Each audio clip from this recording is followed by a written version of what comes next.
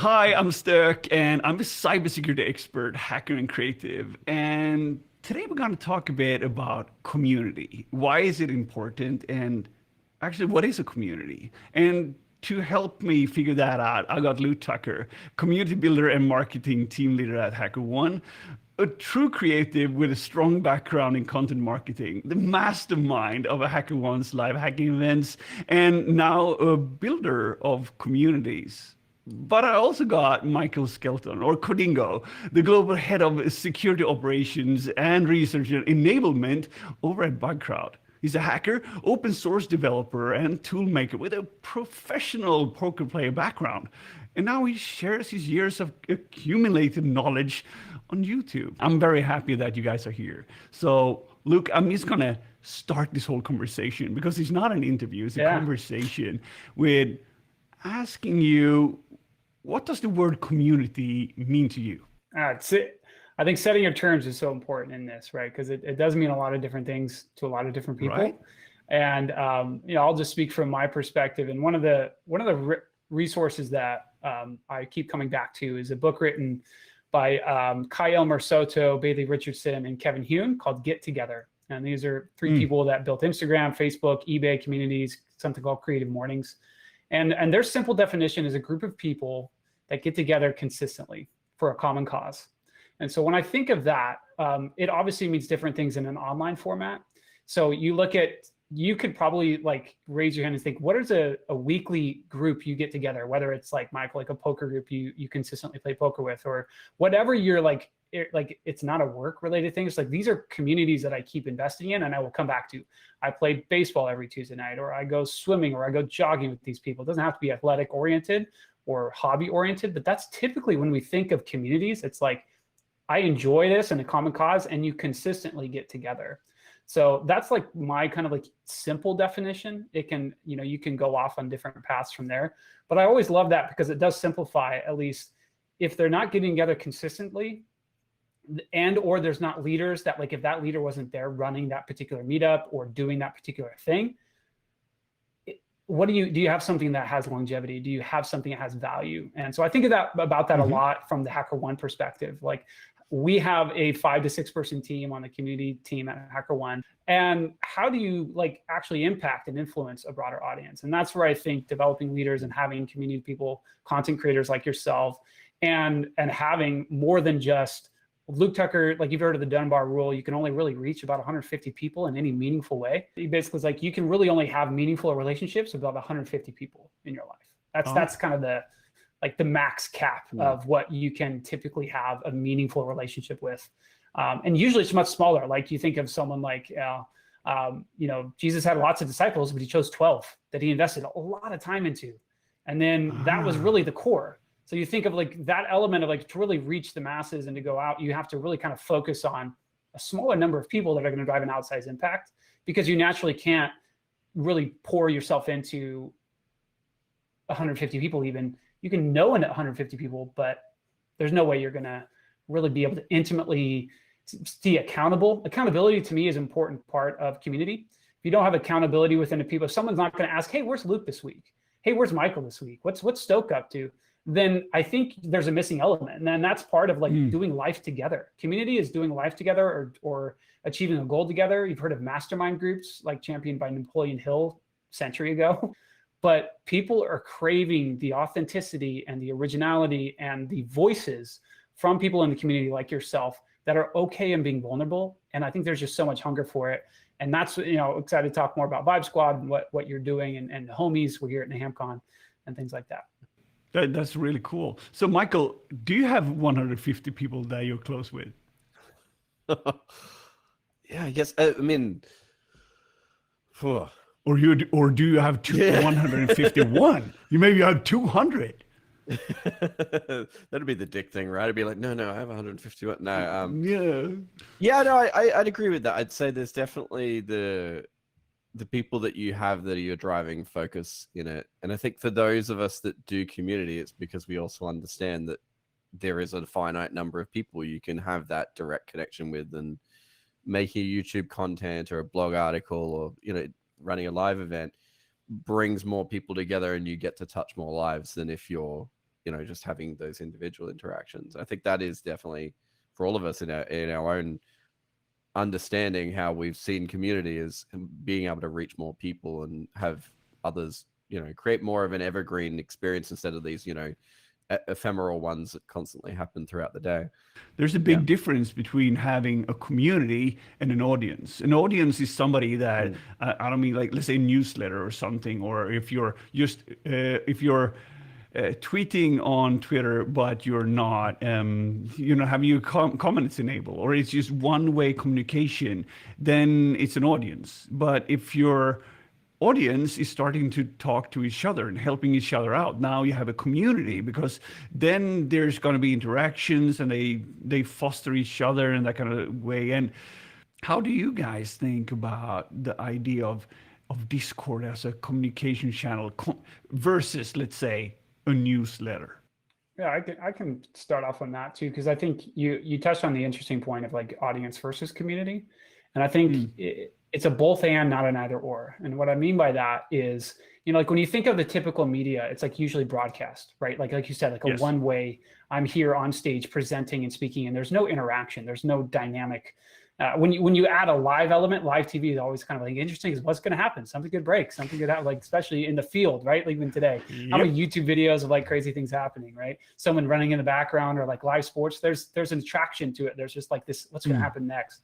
And so I think where media has evolved, obviously with social and now creative economy, those people, you need to build an audience to be able to at least have your kind of like, when you want to be a distribution, like a monolithic, I'm going to direct a channel, like this is what I'm going to own.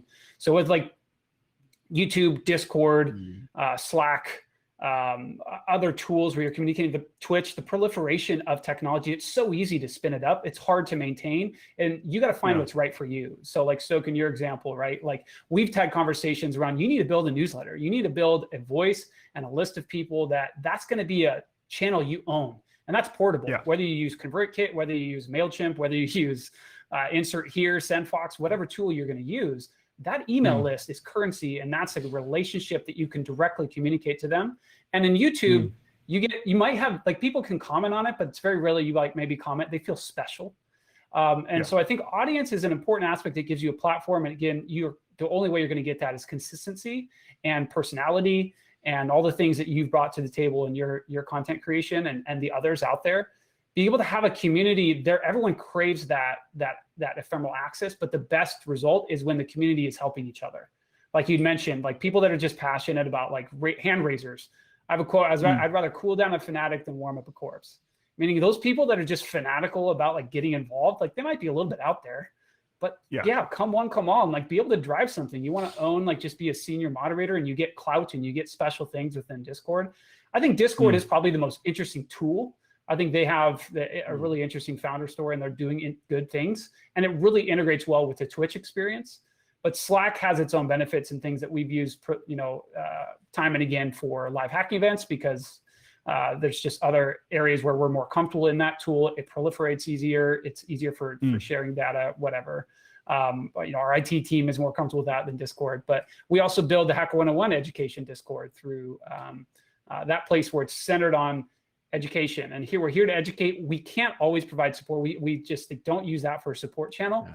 But like Michael's point is really great. As we scale, as these communities scale, and I also expand the definition of, it's not just HackerOne's community, like we're all here to drive forward that the hackers are a force for good, that everybody, any company, any organization should be open to receive help from hackers. I think I want to talk about bug bounty. We're known as like bug bounty communities, right? Crowdsourced security, hacker security, whatever we call it.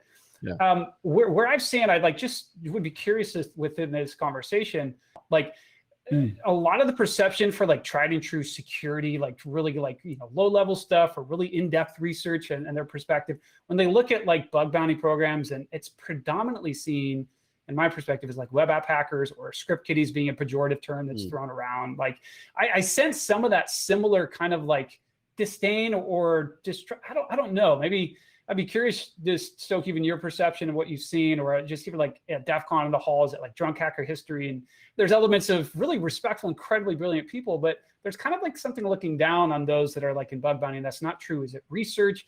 I don't want to get into a conversation with is it true research or not, but I think we're all trying to move the industry forward. How do we help with a sea change of the broader change in perception of like, there's actually really meaningful work that's being done, intelligent people, and exciting opportunity for anybody that self-identifies as a hacker to continue to do work in this. I believe our platforms are the future of where you can get even more and more done. I don't know, what do you think about that?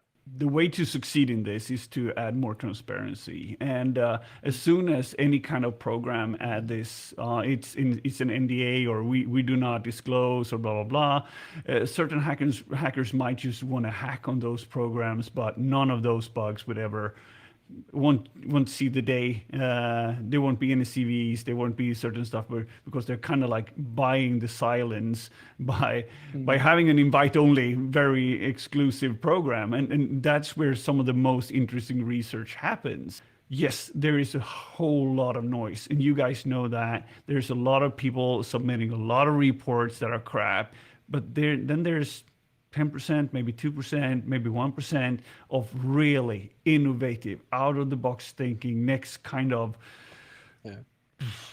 mind-blowing research. And that research, like today, Alex Bershon dropped his report, like, and that's cool stuff. When Sam et al. Released their stuff, where they hacked over at Apple, that was so cool too. And there's been continuously over the year certain stuff that's been released, but it's not to the pace where it needs to be, because it's also competitive. So if you have something that's really cool research that you kind of want to get out before monetization was a part of it, you can just I got all these amazing payloads, it's all cool, I'm just gonna do it for the clout, or you will get some cred because you were a cool hacker. And now money is involved, so everybody's running their own small tiny businesses, and like, do I really want to share my secret sauce?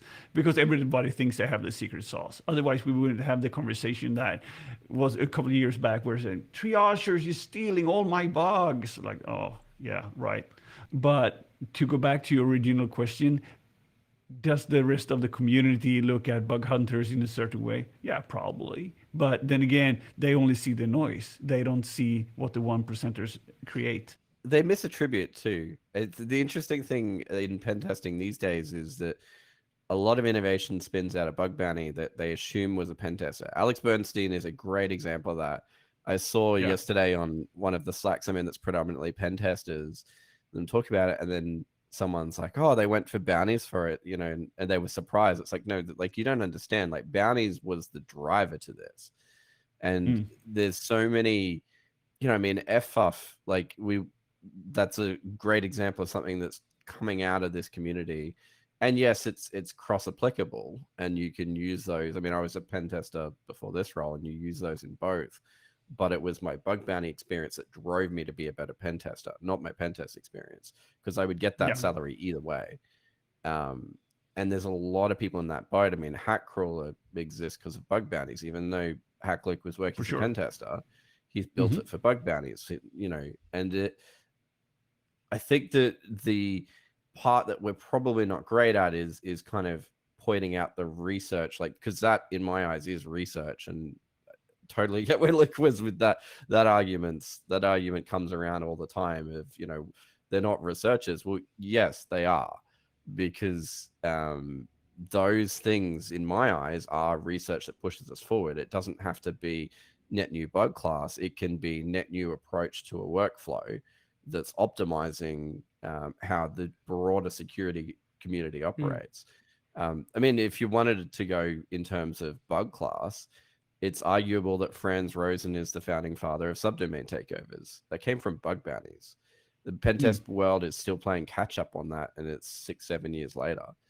And that's not to say pen testing's bad, but I think it misattributes successes in the bug bounty community as if they're broader pen test successes, and doesn't feed it back the other way. And the ironic thing about being a pen tester, and I hire a lot of pen testers into bug bounties, is that there's actually the most exciting and deepest thought I've seen in bug bounties, where pen testing tend to be more of a tick and flick type approach. And it's pretty rare to find pen testers that don't, you know, tick flick, move to the next one. Last, we got a few more minutes. Why should one build a community? To go back to the beginning, right? You can either touch 150 lives, or you can touch multiple. And I think building a community, like HackerOne's education Discord, right? Like there's a way there for more people to support each other than if it was just, individuals doing it. You look at it, like Ben's Discord. Like I'm not very active there, but I've watched and read and learnt from there. And you see, people like Donut in there curating and helping that community. There's a number of people that allow that to grow and foster knowledge in a broader spectrum than if Ben was to do it independently. And so I think the primary driver is, we get to expand our knowledge base as a whole and as a collective, with a community, versus just what could be done through direct mentorship or direct training. And that's not to say that that's not valuable, but there's just so much more information transfer that can happen as a collective. Luke, final words. Yeah. Final words. Yeah, I plus one to all that. And I'd answer this in, I guess, two ways. One, when you look at startups and companies and building a moat around your business, community is a defensible differentiator. No one can come in and recreate overnight the communities and the brand and the investment that people have in the proof of work in the platforms. That's a big element, right? Where you started, a lot of times you'll continue because there's an element of, I have clout here, I have opportunity as a result of my proof of work investment. So like building a startup, it's the word du jour is building community, and like first round capital coming out and saying like 80% of XYZ want to build a community. There's so much there. And like, I think just where our world is and what people are hungry for, that community, that connection, that dynamic nature. And the words from our investor, Bill Gurley, ring in my ear when he's like, Luke, distributed and emergent is what we're going for. So crowdsourcing by that nature is just a model where you are actually taking, and same as open source, you're allowing and empowering through a platform hundreds, thousands of people to be able to contribute, where Luke Tucker, Michael, Stoke, we're all one person, and you really have a finite limit of what you can impact. And so when you create that platform, you provide a crowdsourced access, and you provide incentive to the right things where you want attention, good things will happen. That's proof. That's been proven from even before our platforms were created, and the Mozillas and the Googles and even the Facebooks that had created their own bug bounty incentives before. Now it's like, it's just a no-brainer. Everybody should be doing these things. And so that's in our industry. But I think in general, if you're building community, that is portable, that is ownership, that is value. And you're going to just see more and more, from the creator economy to startups to brands that want to create that. And it's people. I would just, last notes, look at what Clubhouse is doing with A16Z, investing, like building their own essentially like brand media channel and distribution with Substack, and now like Clubhouse and the Good Time Show, having Musk on and Zuckerberg and Mr. Beast yesterday.